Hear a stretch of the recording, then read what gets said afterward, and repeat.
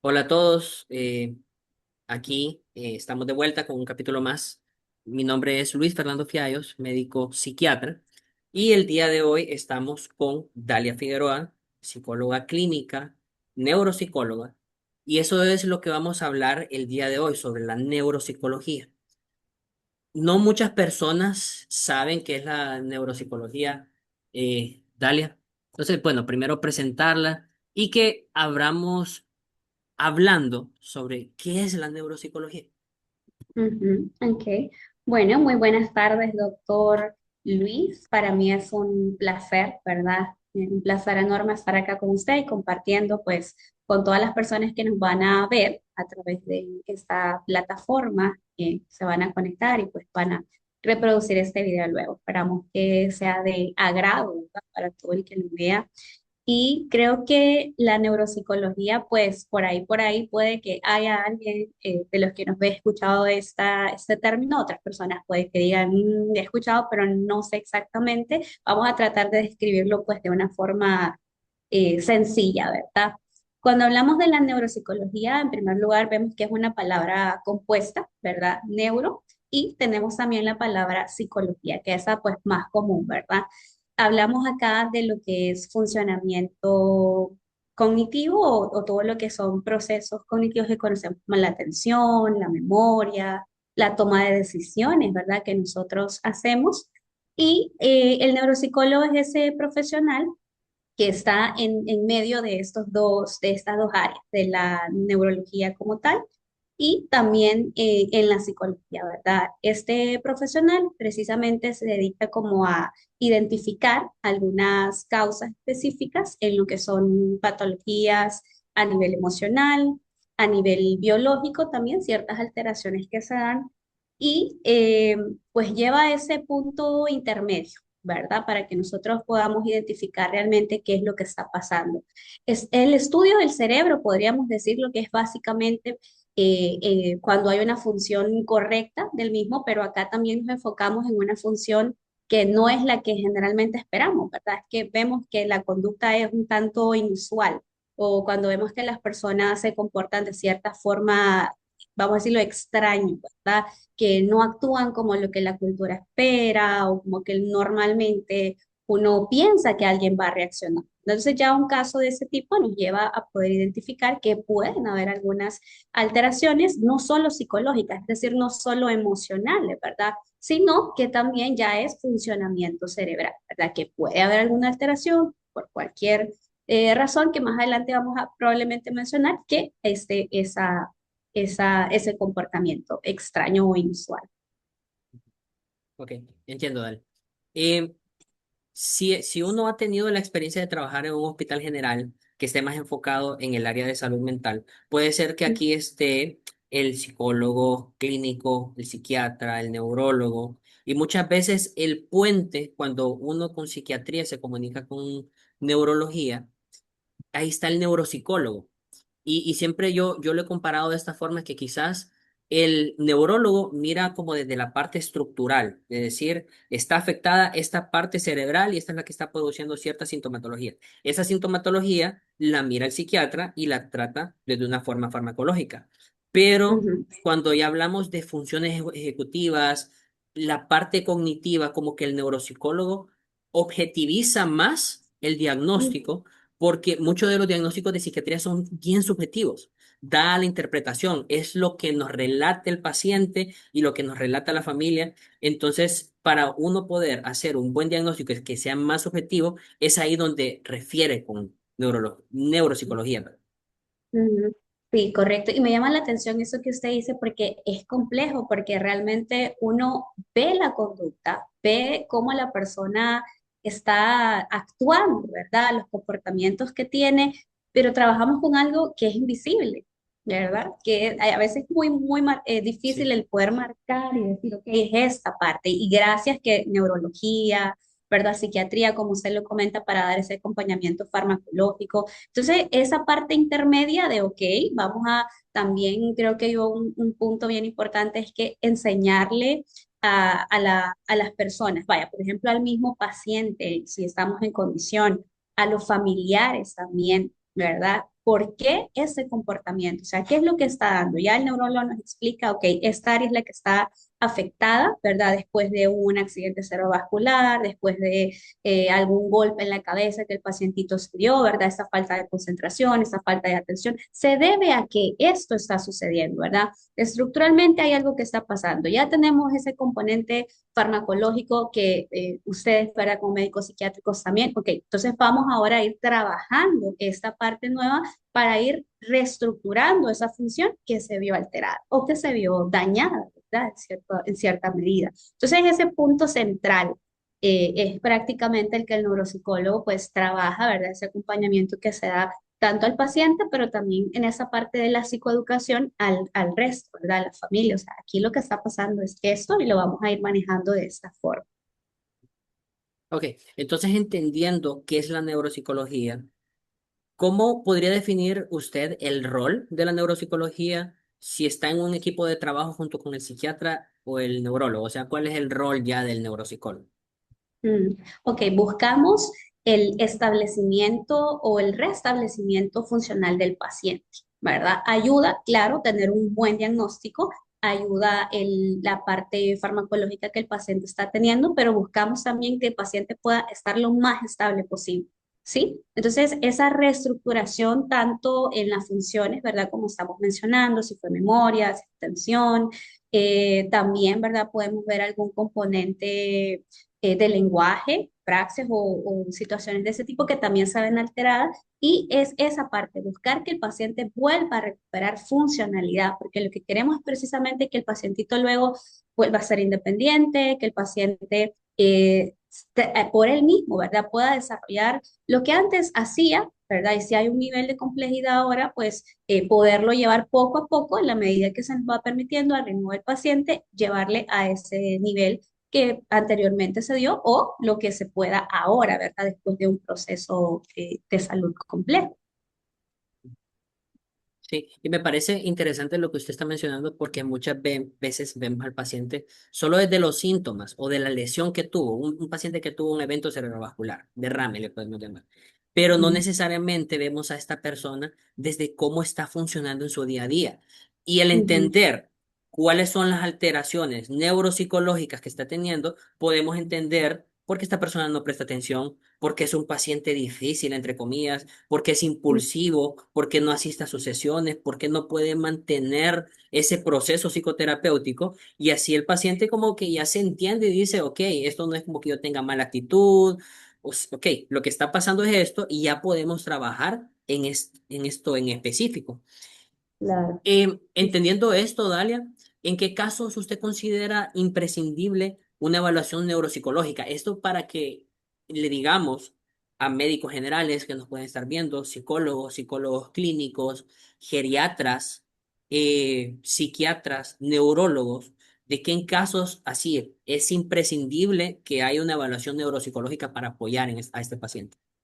Mm, Yo creo que siempre que hay un diagnóstico, bueno, ese es como el primer paso, pero a veces hay diagnósticos como difusos, ¿verdad? O diagnósticos que no sabemos exactamente de dónde procede, ¿verdad? O si realmente ese comportamiento es por algo netamente biológico o hubiese algo más. Entonces considero que después de accidentes, golpes en la cabeza, por Ujú. ejemplo, niños, ¿verdad? Donde es muy constante que estamos viendo quejas en las escuelas de que ese niño no presta atención, y que hay esto, y se ha trabajado ya, o sea, es decir, como que ya hemos trabajado, ya hablamos con el niño, ya fue a terapia psicológica inclusive a veces, ¿verdad? O situaciones así, pero vemos que es como reincide, ¿verdad? Nuevamente en esa dificultad que se está Ujú. presentando, creo que ahí es necesario explorar mucho más allá, porque de eso trata, ¿verdad? Al final nos volvemos exploradores y es Ujú. como que revisamos todos esos patrones del comportamiento en el día a día, lo que está sucediendo, para realmente darnos cuenta y así empezar a crear ese perfil, ¿verdad? Que nos va a ayudar a entender realmente el comportamiento que esta persona tiene independientemente de la edad, ¿verdad? Y con los antecedentes que también pues están en el historial. Entonces creo que sí, con casos de ese tipo donde vemos reincidencia, ¿verdad? en cuanto a lo que es un comportamiento que a veces podría llegar a ser inclusive molesto, dice la gente, para el resto de personas, como que mucho habla o se desconcentra, olvida tareas específicas de manera constante, ¿verdad? Eh, y no es solo que las olvide, sino que a veces inclusive se le dificulta hacerlo. O sea, yo sé lo que tengo que hacer, pero no siento que estoy como bloqueado, ¿verdad? Que no puedo, lo intento y no me sale, ¿verdad? En casos de ese tipo, es necesario, considero yo, una exploración a nivel neuropsicológica para realmente validar cómo está el funcionamiento cognitivo, ¿verdad? O el funcionamiento de todas esas habilidades que como seres humanos tenemos, pues que cada día, ¿verdad? A nivel inconsciente a veces las estamos desarrollando. Ujú. Sí, porque como usted menciona, en consulta vemos muchos pacientes que traen quejas de memoria, de concentración, pero no siempre es claro si esto es algo afectivo o si Ajá. ya hay un compromiso más estructural. Vaya, un ejemplo, yo mi tesis la hice sobre depresión post-ictus. O sea, todas estas personas que han tenido un evento cerebrovascular y que han quedado con alguna secuela, ya sea neurológica, cognitiva, física, entonces no Ujú. queda del todo claro si es que el paciente no presta atención o está todo apático, desmotivado por una depresión o si ya hay un deterioro cognitivo. Ajá. Entonces, ¿cómo Ujú. ayuda en este caso la neuropsicología para diferenciar depresión de un deterioro cognitivo? Mm. Bueno, creo que aquí es donde entra la parte exploratoria en toda su profundidad, ¿verdad? Porque las evaluaciones son bastante amplias, ¿verdad? Empezamos generalmente desde lo que son las entrevistas, ¿verdad? Y va también toda esa parte de las escalas. Y ojo, que cuando hablamos de la neuropsicología no es como que dejamos las cosas en papel y que solo hacemos test, no, ¿verdad? Eso es una parte de lo que se hace, pero también está todo eso de analizar, ¿verdad? De esos componentes que a veces pueden ser superficiales o como no tan importantes, el plantearlo, ¿verdad? De forma directa. Y creo que aquí es donde nos ayuda a entender el síntoma, ¿verdad? Como se dice, o sea, el síntoma realmente de dónde viene, ¿verdad? En el área de neuropsicología, creo que lo que hace, pues, completa esta tarea es las evaluaciones que pueden ser variadas y que pueden aplicar de paciente a paciente y son las que nos ayudan a validar la información respectivamente, ¿verdad? Entender realmente si hay algo más, si solo es función cognitiva o si realmente hay otras cosas, porque a veces está esta parte del modelo, ¿verdad? Que trabajamos la parte biológica, la parte psicológica y también la parte social. Muchas veces tiene que ver con un contexto donde el paciente está sumergido, ¿verdad? Su familia, su trabajo, si es un niño en el área escolar. Entonces, la categorización de cómo esta persona se comporta o cómo esta persona es funcional en las diferentes áreas de su vida a través de una evaluación también nos ayuda a entender, ¿verdad? Específicamente de dónde proviene un síntoma como tal. Ujú. Sí, porque clínicamente estamos haciendo esta comparación del paciente con depresión o deterioro cognitivo después de un evento cerebrovascular, ambos pueden verse muy parecidos. Ahí donde viene la tarea del neuropsicólogo de cómo poder diferenciar, cómo poderle dar esa retroalimentación si es su médico de cabecera, es el psiquiatra, y ya sabe más o menos por dónde orientar, cómo referir a psicología clínica que puedan hacer ese trabajo psicoterapéutico o que el neuropsicólogo también ayude en ese proceso de recuperación cognitiva del paciente. Y sobre todo en Ujú. pacientes que es muy común con lentitud, con apatía, con dificultades cognitivas. Y fíjese que se me vino a la mente y es algo que algunos neuropsicólogos me han mencionado. Y es que, eh, Luis, cuando envíes un paciente a neuropsicología, por favor, pedime qué querés que yo evalúe. Porque si Ajá. vos estás solo diciendo evaluación neuropsicológica, psicodiagnóstico, aplicación de escalas, no sé en qué específicamente querés que me centre. Entonces, no sé si usted ha coincidido con eso o a veces es una dificultad que sea como una evaluación tan amplia que al final no llegamos a una conclusión. Claro, sí, yo creo que es eso que usted menciona ahorita específico, ¿verdad? Es algo que tiene que ir, porque generalmente el diagnóstico ayuda un montón. O sea, ¿qué hay, verdad? ¿O qué estamos trabajando o qué estamos buscando aquí? ¿verdad? Con este paciente. Al final, ¿qué es lo que queremos? O sea, tiene que ser algo bien, bien específico para Sí. nosotros poder enfocar, ¿verdad? Esa parte. Entonces, siempre que hay un diagnóstico, que ya viene un diagnóstico, que ya viene una sintomatología específica y que hay un, ok, ¿qué es lo que buscamos? Es mucho más sencillo. Por ejemplo, lo que usted estaba mencionando hace un ratito, ¿verdad? Y pensaba eso, en que es algo bastante común, me parece real. O sea, Ujú. podemos a veces confundir una demencia o un inicio temprano de demencia, por ejemplo, con una depresión, pero una Sí. depresión crónica ya mayor, por ejemplo. Entonces, eh, muchas veces lo que nos ayuda a entender es el comportamiento del paciente en sí, pero más allá, el escucharle también a él, en esa parte de qué dice, ¿verdad? El paciente de sí mismo, de cómo él va sintiéndose, porque la diferencia también está en que muchas veces para un paciente con depresión, el paciente quiere mejorar, el paciente sabe que hay una problemática, puede ser porque ha visto que hay un deterioro, el paciente es consciente de eso. Pero ya cuando nos vamos como a una demencia, ¿verdad? Que son categorías específicas, por ejemplo, que vamos viendo, el paciente a veces se esfuerza y no lo logra. ¿Verdad? El paciente a veces esfuerza como parte como en la memoria, el concentrarme, el recordar algo, y ahí está, ¿verdad? No, y a veces no lo ve como un problema inclusive, porque ya es algo a lo cual ya se acostumbró, ¿verdad? Ujú. Entonces también está esa parte que creo yo es esencial aquí. Entonces cuando ya tenemos eso que usted mencionaba, ese diagnóstico específico, ya sabemos el área dónde vamos a buscar, dónde nos vamos a enfocar, es mucho más sencillo, ¿verdad? Y creo que mucho también va a ser más efectivo, ¿verdad? En este caso, que eso es la validación, qué efectivo puede ser brindarle a ese paciente atención oportuna, atención exacta para esto que estamos viendo acá, sin tanto revisión, ¿verdad? Fuera en otras cosas que pueden inclusive extraviarnos, ¿verdad? De ese punto central o eso focal que estamos queriendo mejorar en ese paciente. Ujú.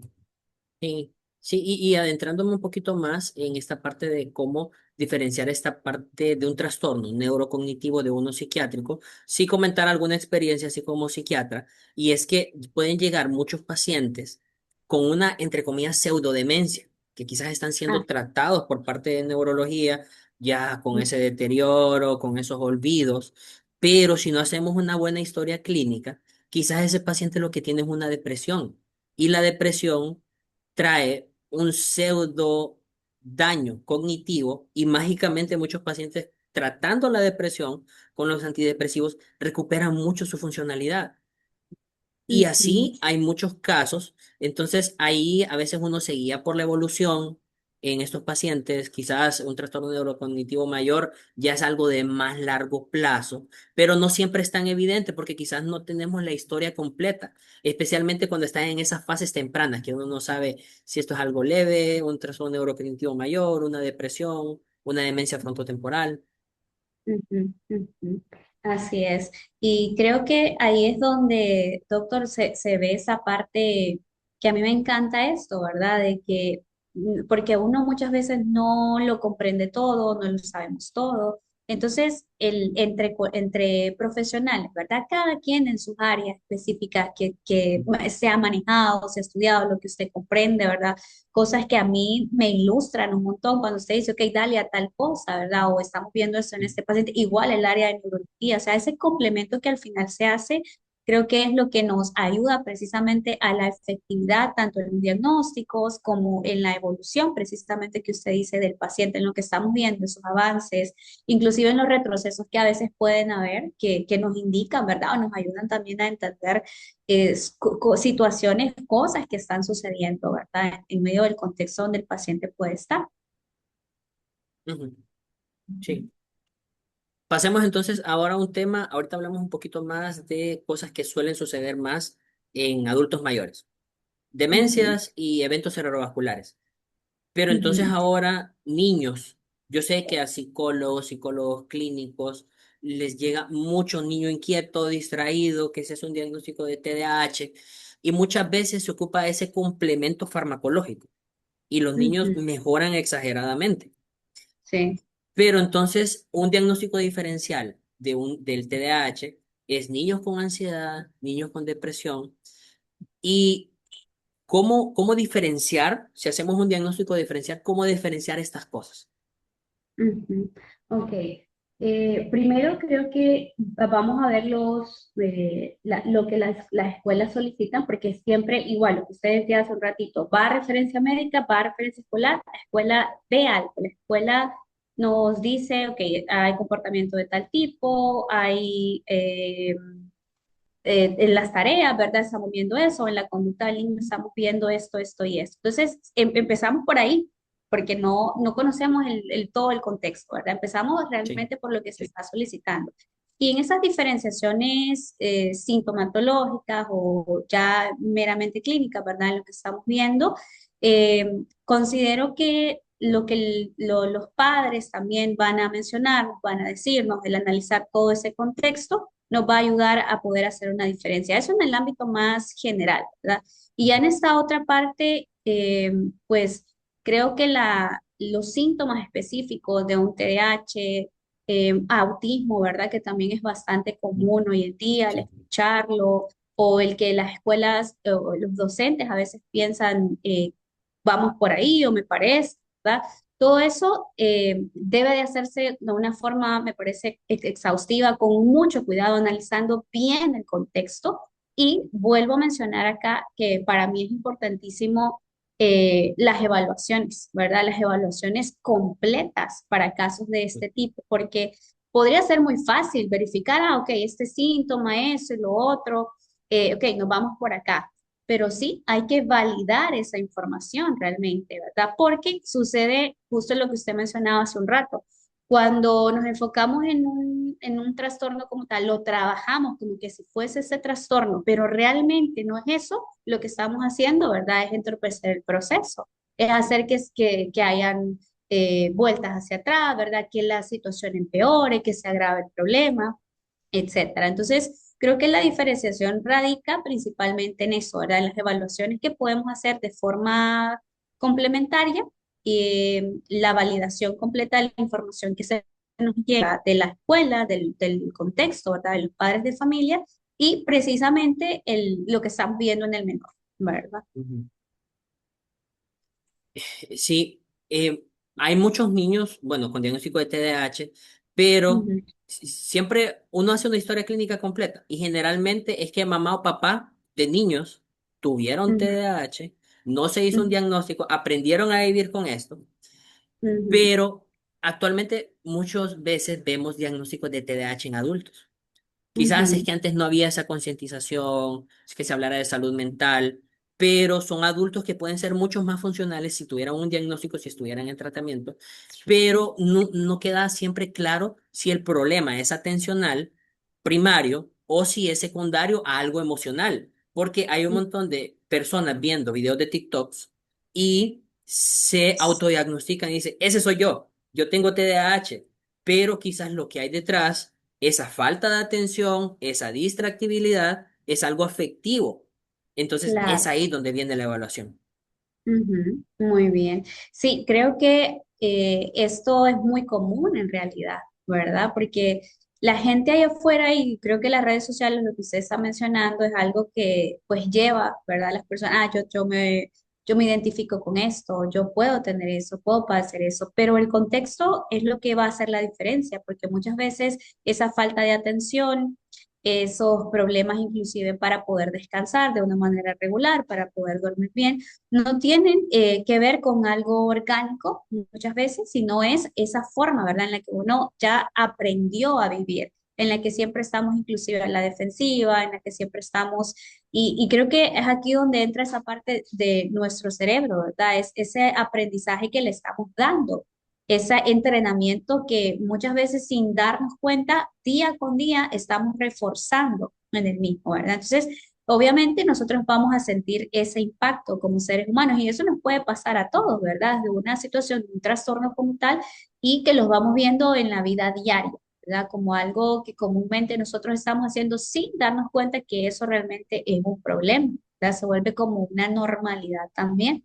Entonces, aquí viene enmarcado el hecho de no normalizar ciertas cosas, ¿verdad? Como esos olvidos que son frecuentes Y a veces, no, yo soy así, ¿verdad? O también, y eso que usted decía hace un rato, eh, muchas personas tienen un diagnóstico o esas personas tienen un comportamiento, mejor dicho, pero no hay un diagnóstico, que esa es la otra parte, Sí. ¿verdad? Entonces se ha normalizado eso muchas veces. Y sí, sabemos que el componente genético influye un montón, ¿verdad? En cómo, ok, me estoy comportando ahora, todas las enfermedades que pueden ir apareciendo. Esa base genética es sumamente importante, pero creo que el contexto, el lugar donde nosotros estamos juega un papel importantísimo también. Entonces, esa parte, el revisarlo, yo siempre hago énfasis en eso porque a veces nos vamos tan allá.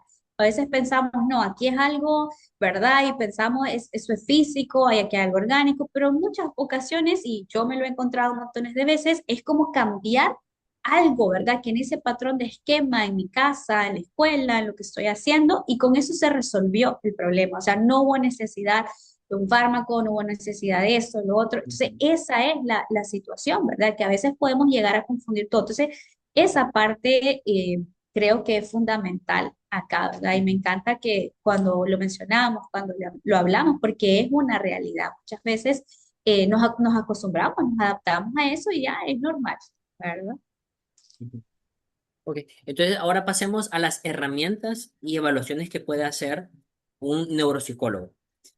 Porque uno puede hacer una referencia y uno dice, hágale una batería completa. Y quizás uno no tiene ni idea de lo que está diciendo.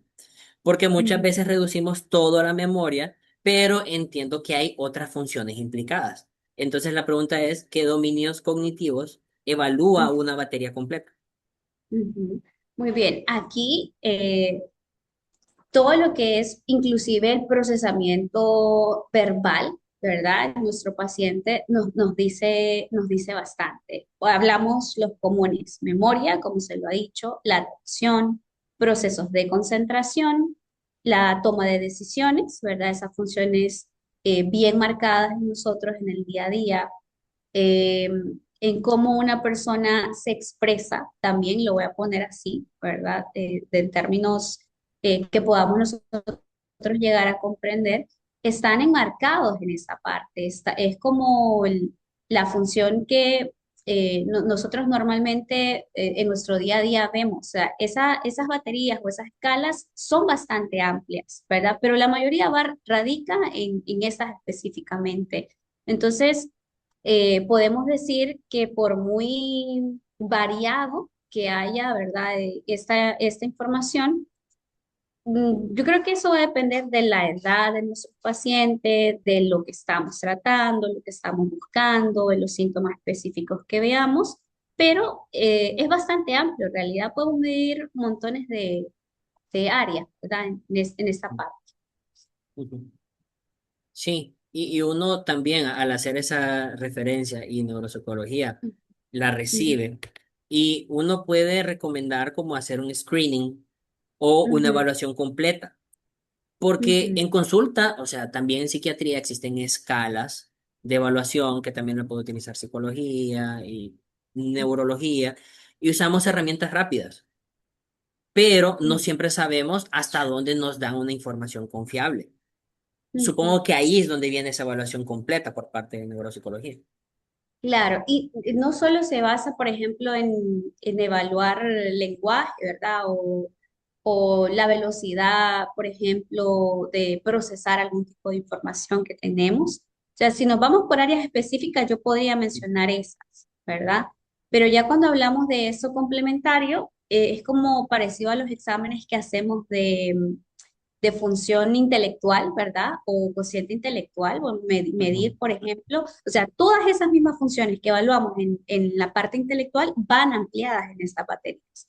Pero entonces al final es algo como, es muy completo, ¿verdad? Y quiero como Sí. en esa parte porque no solo es saber, o sea, cuando se hace una batería completa, no solo es saber el nivel de procesamiento que esa persona tiene, qué tan rápido, qué tan ágil puede ser esta persona en algo. O sea, estamos validando a la vez todo el funcionamiento, ¿verdad? Ujú. Desde cómo proceso la información, cómo la interpreto, cómo la estoy visualizando, cómo lo puedo explicar también en ese momento y en lo que sigue, ¿verdad? Posteriormente. Entonces, igual va a depender de la etapa en la que estamos de desarrollo, porque siempre vamos a revisar eso inicialmente, ¿verdad? En las etapas del desarrollo en la que estamos como personas, si es un niño, si es un adulto, si es un adulto mayor, ¿verdad? Y las funciones que hay, igual que los antecedentes.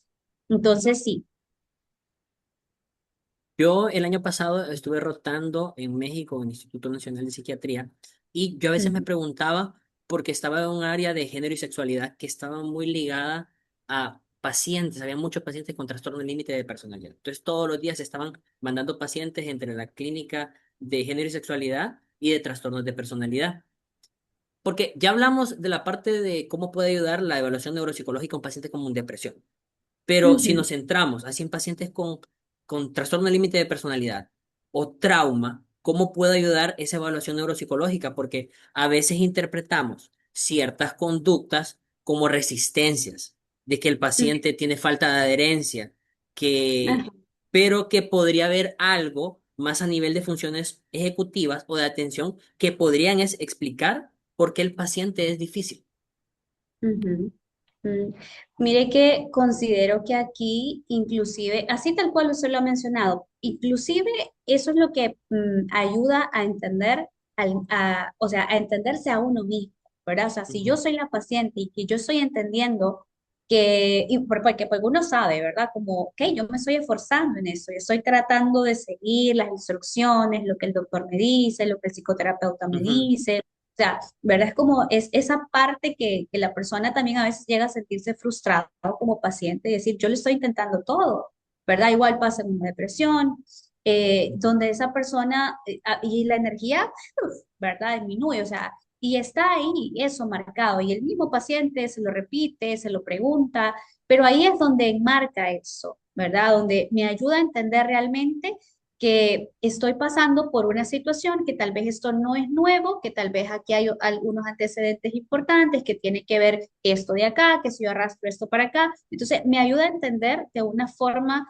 más completa, ¿verdad? ¿Por qué mis síntomas? ¿Por qué mi conducta?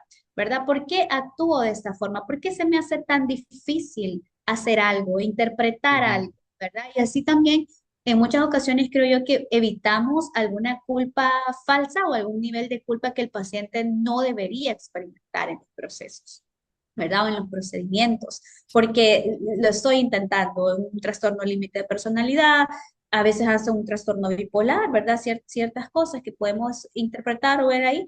Y el paciente cuando llega a comprenderlo, cuando llega a comprender esa función cerebral realmente, ok, dice, listo, ¿verdad? Ahora sé cómo puedo reaccionar, sé cómo inclusive cuidarme de esto, ¿verdad? Es dejar claro también esos componentes y esas reacciones que podrían ser naturales, que podrían ser efectos secundarios, inclusive de algo que ya está marcado, de un mismo medicamento, o sea, aplica al final sí, para todos esos escenarios, ¿verdad?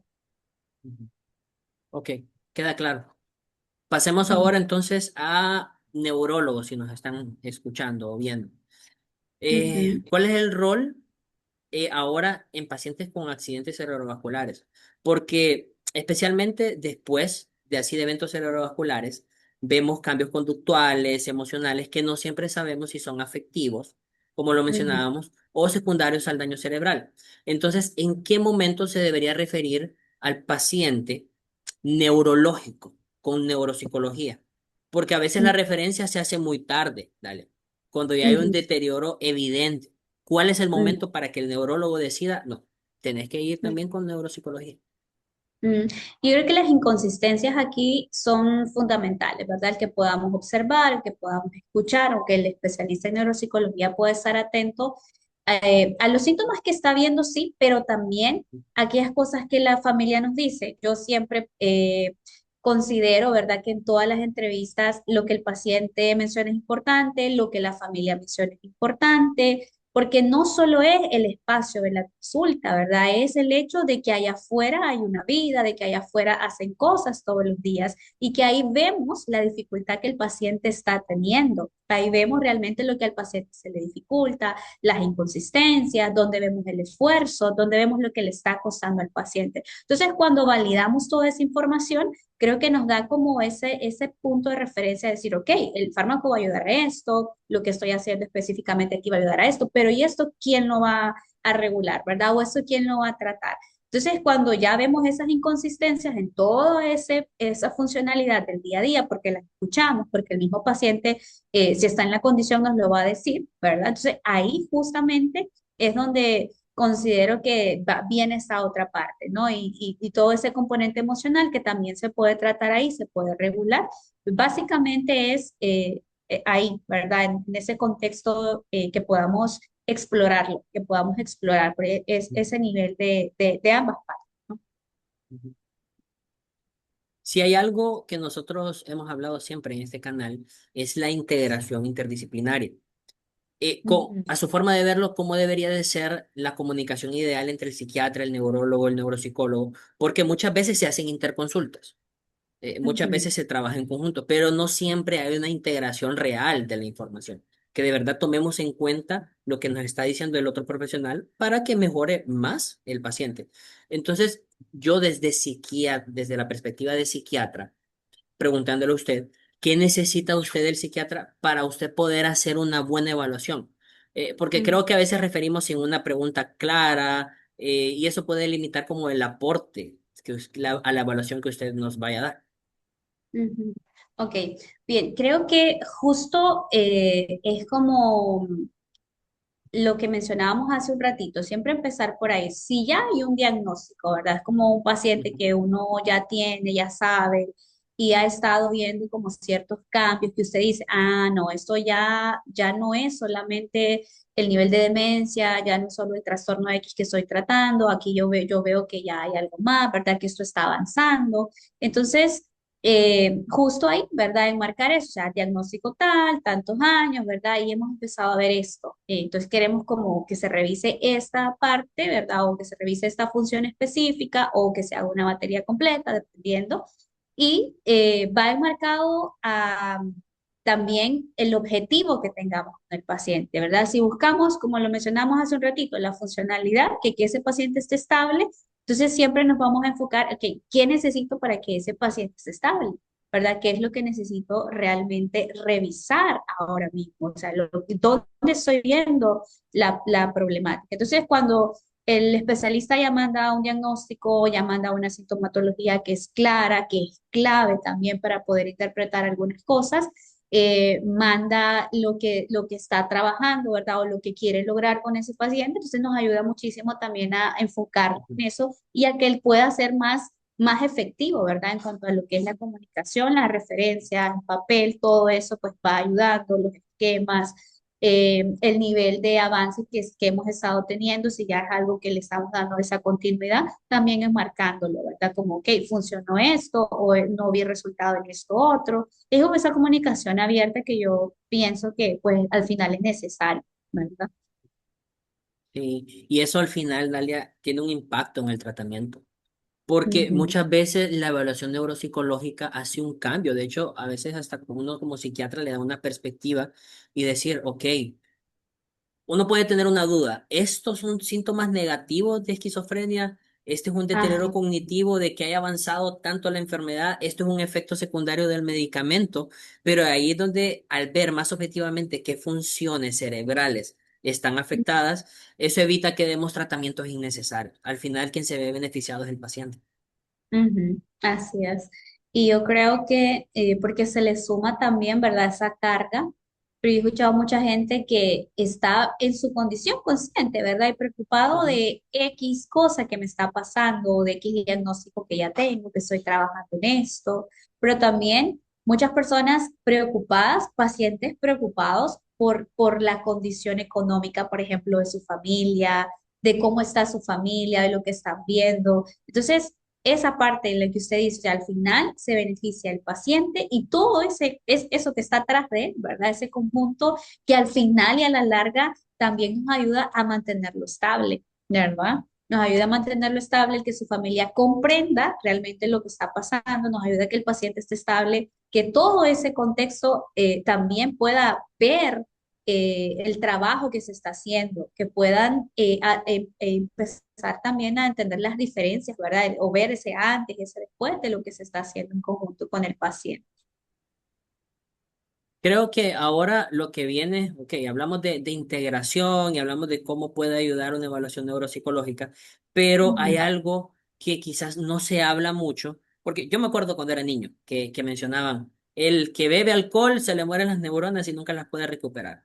O como también un paciente que ha tenido un evento cerebrovascular y que, ok, ahí está en su casa, impedido físicamente, y tal vez pueden mejorar algunas habilidades cognitivas y es ahí donde viene el concepto de rehabilitación cognitiva. ¿Qué ujú, tipo, preguntarle qué tipo de intervenciones existen? Porque muchas veces pensamos que la evaluación ya es el final de todo. Pero, ujú, ok, yo creo que a mi forma de pensar, en realidad abre la puerta a que ya podamos hacer intervenciones más específicas y hay cosas que se pueden rehabilitar. ujú. Claro, creo que aquí está la parte de vaya, por ejemplo, cuando, poniéndose otro ejemplo en esa otra especialidad, cuando uno se fractura, ¿verdad? Ujú, Un ligamento, un hueso, o sea, es justo eso, se hace la radiografía, el especialista mira qué área es, empieza a darle, ¿verdad? El seguimiento específico, y usted hace como ese montón de ejercicio, esos movimientos que le va diciendo, después de tanto tiempo ya puede hacer esto, ¿verdad? Hasta que ese área nuevamente vuelve a recuperar, que ya puedo mover el pie, ya puedo el tobillo, ¿verdad? Todo eso es lo mismo, ¿verdad? A ese nivel cerebral, la evaluación, como se dice, creo que es el primer paso. ¿Verdad? O sea, después de toda la entrevista, el combo de toda esa información que llega, evalúo y empiezo a identificar o empiezo a validar realmente dónde voy a enfocarme, ¿no? Ya cuando yo tengo un resultado, ya cuando después de esa evaluación yo veo específicamente qué es lo que está sucediendo con esa persona, ¿verdad? O dónde veo ciertas áreas funcionales que están bajas. Ahí es donde podemos justamente lo que usted menciona, empezar a rehabilitar, ¿verdad? Que al final, pues de eso trata, ¿verdad? Buscamos la estabilidad, buscamos la funcionalidad del paciente cuando se ha hecho el proceso de la rehabilitación, ¿verdad? Y aquí es justamente mencionar esa parte. Nuestro cerebro está en un constante aprendizaje, vamos a decirlo así, o sea, siempre nosotros, hay funciones, ¿verdad? Que están todo el tiempo ahí activas, ¿verdad? Lo que nosotros vemos, lo que nosotros escuchamos, lo que hacemos, lo que dejamos de hacer, es parte vital, ¿verdad? De nuestro funcionamiento diario. Entonces, muchas personas piensan, así como usted lo decía, mis neuronas ya murieron, pasó esto, pasó lo ujú. otro, ¿verdad? Y hasta aquí ya esto no me lo aprendí, ya estuvo, ¿verdad? Pero no es real, o sea, nosotros podemos dar esa, esa milla extra, ¿verdad? En cuanto a nosotros podemos decir o podemos aprender realmente algo nuevo, podemos dejar conductas que han sido nocivas, conductas que han sido dañinas para nosotros como seres humanos y podemos reaprender algo distinto, ¿verdad? Aprender algo nuevo. Y esa es la buena noticia, creo yo. Hay esos términos, ¿verdad? Que conocemos ya a nivel técnico, como la neuroplasticidad, la Ujú. neurogénesis, que sabemos que hay, ¿verdad? Toda esa formación en áreas específicas también, que están ahí para darnos nuevamente a nosotros esa oportunidad, ¿verdad? De poder mejorar día a día, de poder hacer algo que antes no estaba haciendo, ¿verdad?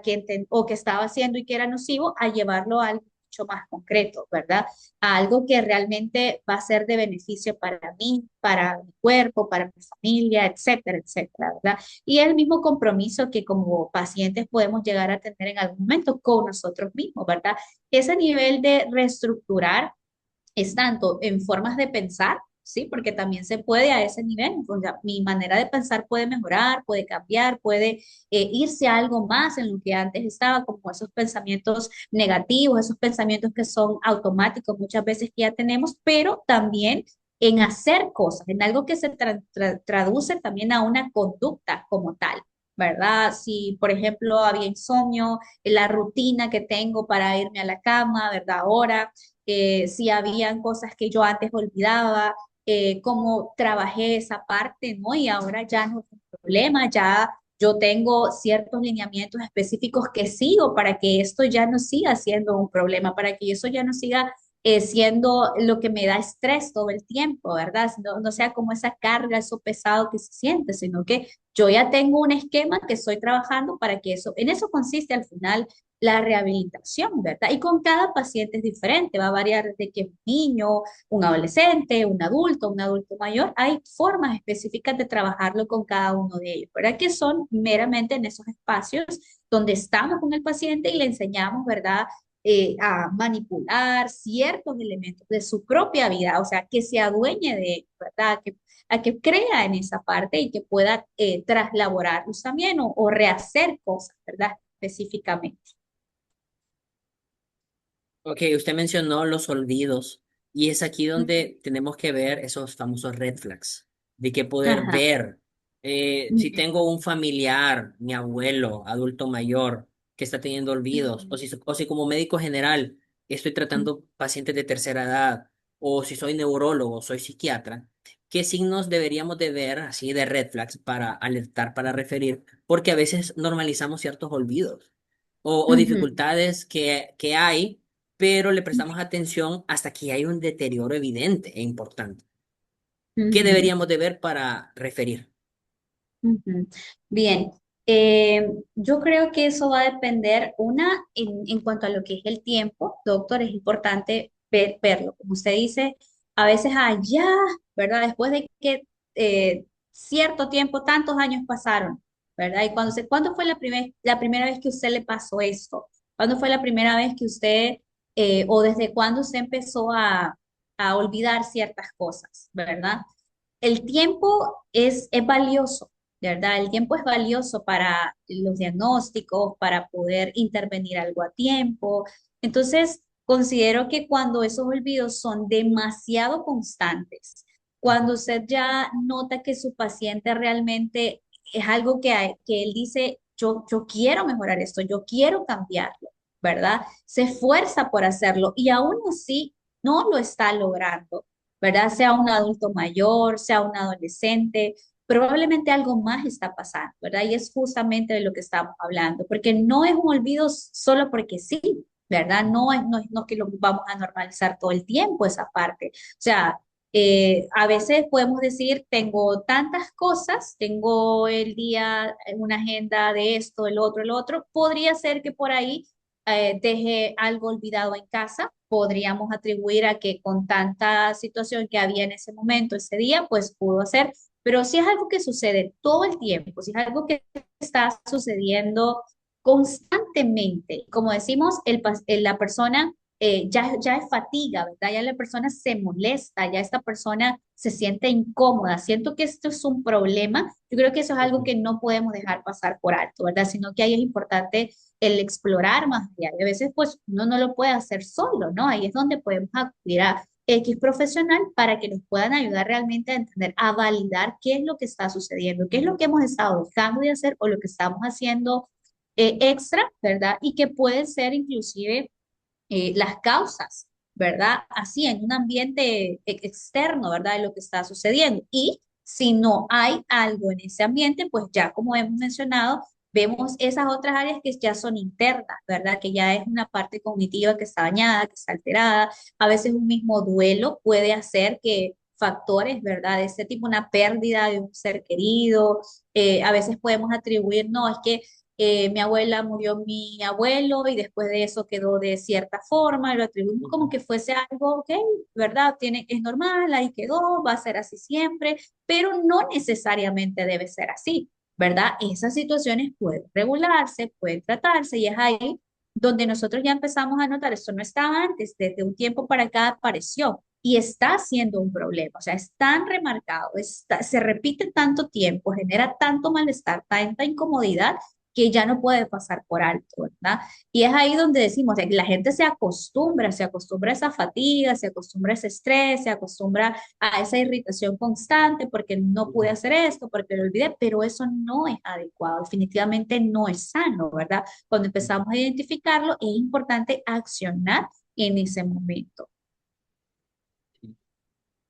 Nosotros siendo hondureños y estando en un contexto urbano y que también hay muchos pacientes que vienen de contexto rural, eh, con todo lo que hemos estado hablando para aterrizar en nuestra realidad, cómo priorizar pacientes en contextos así con pocos recursos, porque en lugares como los nuestros, no todos los pacientes pueden acceder a evaluaciones completas y Mm, esto es clave para saber a quién priorizar, mm, porque, o sea, me pregunto yo, ¿se pueden hacer evaluaciones abreviadas?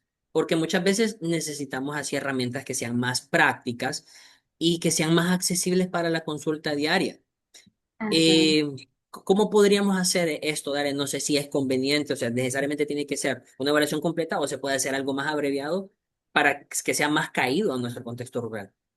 Mm, si es referente a la situación que usted menciona, que es por tal vez una parte económica, yo creo que, bueno, lo ideal es que haya como esa exploración bien, bien profunda, ¿no? Si lo que queremos Ujú. específicamente es trabajar algo bien, darle un seguimiento correcto, lo ideal sería eso, pero está esta realidad, que es la que usted menciona, donde muchas veces no, el bolsillo no me da para tanto, no Sí. me da también el acceso, hay personas que no viven cerca, o sea, en la ciudad, vienen de muchos lados, o sea, eso dificulta realmente.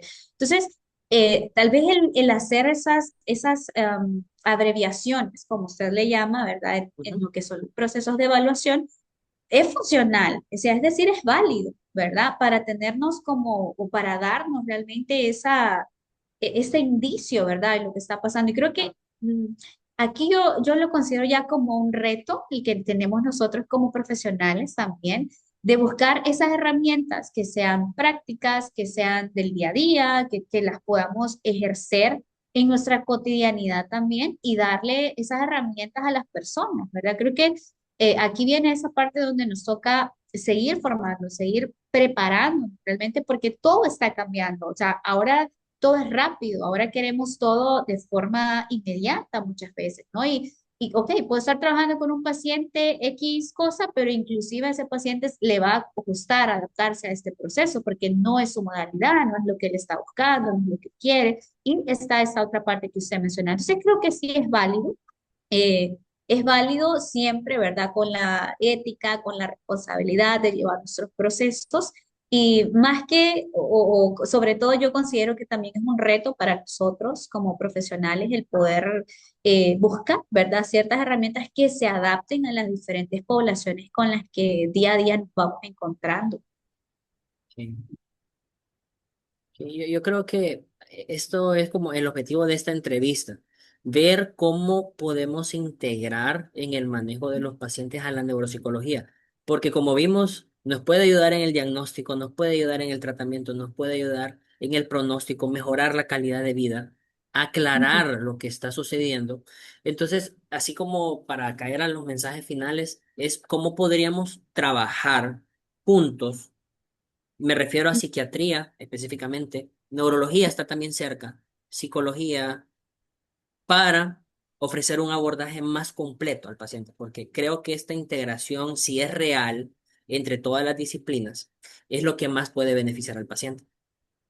ujú. Muy bien. Creo que aquí va a influir, ¿verdad? El hecho de, o sea, cómo hacemos que todos estos espacios al final sean eh, algo, como se lo dice, integrativo, ¿verdad? Que integre, o sea, todas estas disciplinas. Obviamente hemos escuchado, ¿verdad? Y es en lo que cada uno de nosotros como profesionales estamos formados específicamente en áreas. Yo creo que cada uno de nosotros conoce pues nuestras limitaciones, ¿verdad? En el área profesional en el que estamos, saber hasta dónde podamos llegar. Eso es importantísimo y el trabajarlo con el cliente, ¿verdad? O con el paciente, creo que va también a un nivel de conciencia, porque muchas veces la gente piensa que no es necesario, ¿verdad? Y hablamos de que muchas personas tal vez no puedan hacerlo por factor económico, ¿verdad? Etcétera, pero en muchas ocasiones las personas piensan que no es necesario. O sea, ya fui al psiquiatra, ¿para qué voy a ir al neurólogo? Ya fui al neurólogo, ¿para qué voy a ir al psiquiatra? ¿Para qué voy a ir al psicólogo, al neuropsicólogo, verdad? No es necesario. ya es como el concepto que tenemos muchas veces allá afuera de por qué tanto, ¿verdad? De por qué tanta revisión. Y a veces quisiéramos que una persona manejara todas esas áreas, pero es difícil, no se puede, Sí. ¿verdad? Cada quien, como usted lo mencionaba, está en lo suyo, desde una posición específica tratando de ayudar a sobrellevar. Entonces, yo creo que para profesionales y también el llamado a la conciencia de nuestra población, ¿verdad? De poder comprometerse con nosotros mismos, ¿verdad? Al final, como seres humanos, nosotros somos nuestro principal proyecto, ¿verdad? De vida, el cuidarnos, el atendernos, el estar pendiente de lo que sentimos, de lo que vamos nosotros en cada etapa de desarrollo, pues necesitando también. Entonces, el que trabajemos conjunto en esta parte me parece que pues sería grandioso realmente que el cliente, ¿verdad? O nuestro paciente entienda la importancia de esto, ¿verdad? Y que nosotros como profesionales, como mencionaba hace un ratito, sepamos, ¿verdad? Hasta dónde, cuándo yo voy a mandarle un paciente al doctor Fiallo, ¿verdad? Cuándo a X paciente, porque ya identifiqué como profesional que esto no es algo que yo puedo manejar del todo sola. ¿Verdad? Porque eso no es algo que yo puedo manejar del todo desde mi propia área, desde mi propia perspectiva de lo que estoy haciendo, porque tenemos limitaciones, ¿verdad? Entonces, creo que aquí es eso, la conciencia, tanto nosotros como profesionales, pero también ese llamado de atención a nuestra población que busca atención, ¿verdad? Que uno como profesional tiene sus limitaciones, que no lo podemos hacer todo y que en algún momento vamos a requerir que otros profesionales se integren al proceso y al igual es importante que lo valoren, ¿verdad? Y que lleguen a se llegue a esa conciencia, a esa comprensión de que realmente esto es necesario, porque es para mi propio beneficio, ¿verdad? Como paciente. Creo que de las profesiones que estábamos hablando, de la que salen muchas, tanto psicología, psiquiatría, muchas se originaron en la neurología.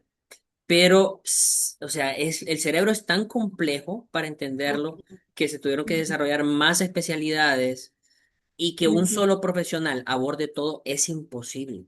Por eso exacto. está el trabajo en conjunto. Alguien va a hacer algo en específico, el otro se complementa en esto y no es por molestar. O sea, es diferentes perspectivas para que el paciente en realidad tenga un mejor pronóstico.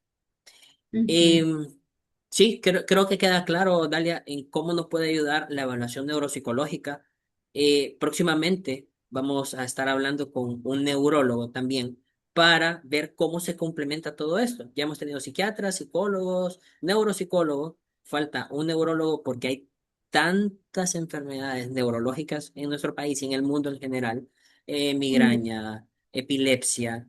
Y también el ujú, neuropsicólogo ocupa de esta rehabilitación cognitiva con sus pacientes, evaluaciones completas, psicodiagnósticos. Es ahí donde podemos trabajar en equipo. ujú, Ok, ujú, dale, entonces, terminando, agradecerle y dónde la podemos encontrar como profesional, redes sociales, teléfono de citas.